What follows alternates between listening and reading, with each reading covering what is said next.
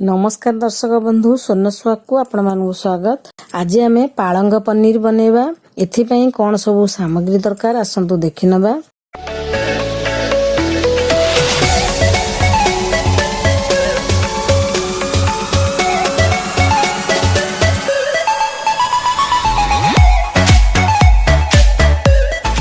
मु एथिपाई पालंग 2 बिड़ा, पनीर 500 ग्राम, दही 4 table spoon, butter 1 spoon, चीज 1 पीस, किछि धनिया पत्र, 2टा बड़ पियाज चॉप्ड, 1 टेबल स्पून अदा चॉप्ड, 2 टेबल स्पून रसुण चॉप्ड, 2टा कंचा लंकार चॉप्ड, 1 टीस्पून चीनी, 1 टीस्पून कस्तूरी मेथी, लूण आवश्यक अनुसार, 2 टीस्पून धनिया गुंड, 1 टीस्पून लंका गुंड, 1 टीस्पून जीरा गुंड, हाफ टीस्पून हळदी गुंड, गोटे बड़ टमाटो चॉप्ड और 1 टीस्पून गरम मसला गुंड नेछि। प्रथमे गोटे खोला पात्र रे पानी बसेबा। पानी फुटिले सेतरे पालंग पकाई गोटे मिनिट फुटाइबा।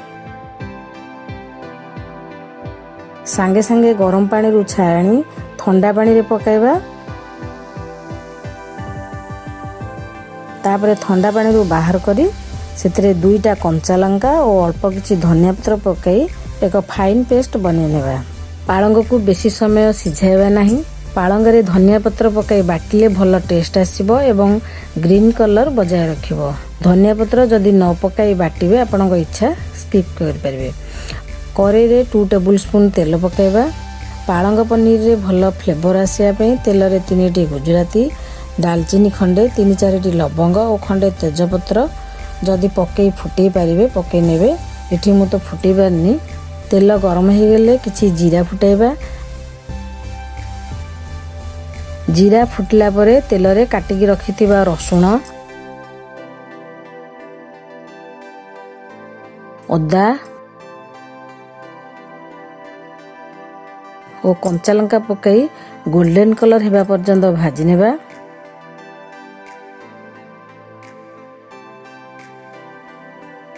तापरे पियाज कटा पकाई 2-3 मिनिट भाजिबा बा पियाज ब्राउन कलर हेबा पर्यंत भाजिबा। काटिकी रखिथिबा टमाटो पकाइबा। तापरे सेथिरे आवश्यक अनुसार लूण, धनिया गुंड, लंका गुंड, जीरा और हळदी गुंड पकाई भलो भाबरे भाजी नेबा।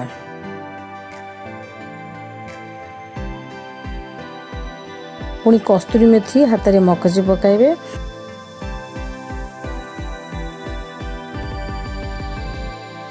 अल्प पानी पकाई मसाला को भल भाबरे कषि नेबा। टमाटो नरम होला परे सेथिरे 4 टेबल स्पून दही पकाई 2 मिनिट मसाला को कषि नेबे।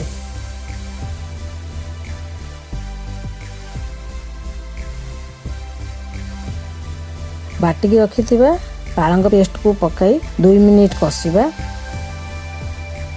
तापरे पनीर पीस गुडी को सेथिरे पकाइबा।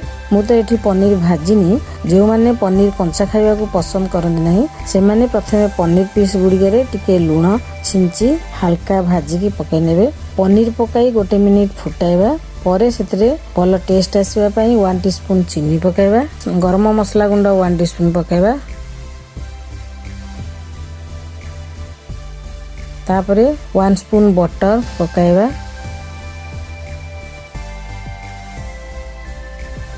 परे फाळे लेंबू रस और गोटे पीस चीज ग्रेट करी पकाई गैस को ऑफ कर नेबा।